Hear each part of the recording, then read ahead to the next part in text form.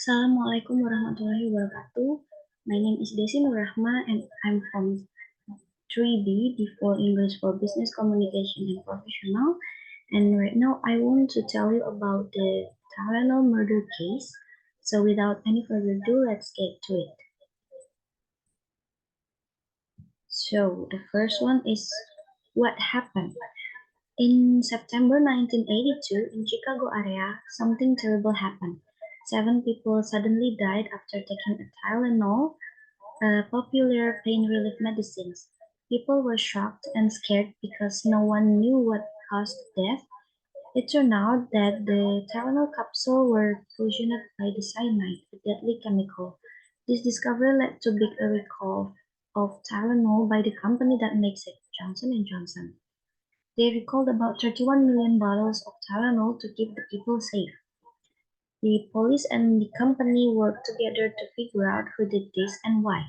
But even after lots of investigations, they never found a person who poisoned the Tylenol. This even changed how medicine is packaged to keep it safe from being tampered with, but it's still a mystery who did it and why. In this case study, there are 7 questions, and I want to answer it one by one. The first question is what might have been the consequences if Johnson and Johnson had decided to tough out the first report of Tylenol related death and not recall the product. If Johnson and Johnson would have decided to tough out the first reports, things could have been turned out a lot worse than they did. More deaths could have resulted from toughing it out, causing an even bigger public relation nightmare for the company. The second question is what other public relation options did Johnson and Johnson have in responding to the first round of the Tylenol murders? Johnson and Johnson wanted information to be presented to the public as quickly as possible to prevent any additional fear to its customers. The company posted a 100,000 reward for finding the killer who had been causing these fatalities, advertised the new form of the extra-strength Tylenol in tablet form, and issued many statements and letters to get out the appropriate standpoint of the situation. Now we move on to the third question.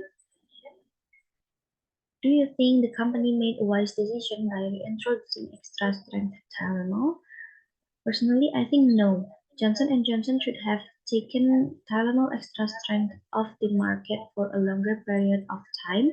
That way they could do more research into the situation and not risk any more fatalities once the company was more than 100% positive.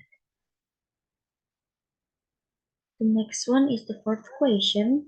In light of response of other companies not to precipitously when faced a crisis, do you think Johnson and Johnson should have reacted so quickly to remove the Tylenol product when the second round of Tylenol murders occurred in 1986? I think yes. After just getting themselves out of the same PR and company nightmare, removing the product completely was the best move Johnson and Johnson could make. The next one, we move on to the fifth question. What specific lessons can be derived from the way in which Johnson and Johnson handled the public relation aspect of these tragedies? Major lessons that were taught from the way Johnson and Johnson handled this public relation crisis was how they managed positive public relation regardless of being in a PR nightmare. Simply handling the issue by being open and honest allowed them to do so. And then the sixth question, what was the environment when the Tylenol crisis occurred? How might the result have differed if the crisis occurred today? The environment when the Tylenol crisis occurred was much less technologically and social media savvy as the environment was lived in today.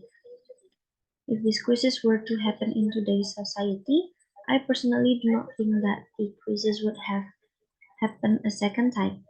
With all of the technology today, Johnson and Johnson would have been able to find exactly what the deadly component was that was being put in these capsules, as well as coming up with more effective way to prevent crisis a lot quicker.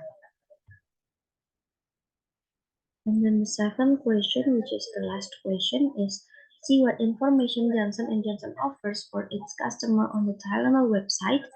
Follow the link to care cards, house calls, and fact questions. What do you think this? How do these sections demonstrate Johnson & Johnson's concern for customers?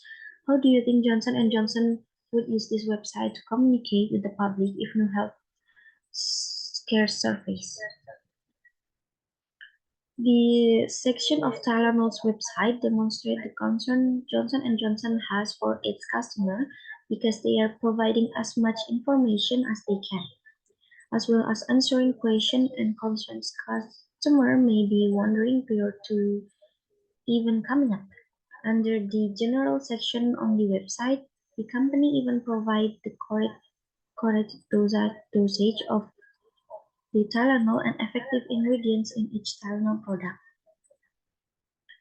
If any new healthcare surface today, Johnson & Johnson could use this website as a reference to show all of the ingredients that are used in each product. They could so they could also provide a statement announcement on the website homepage to alert active issues of Tylenol that they need to be aware of certain recalls or product issues. So, I think that's all the explanation of this Tylenol Murders case for me. Thank you for your attention. Wassalamualaikum warahmatullahi wabarakatuh.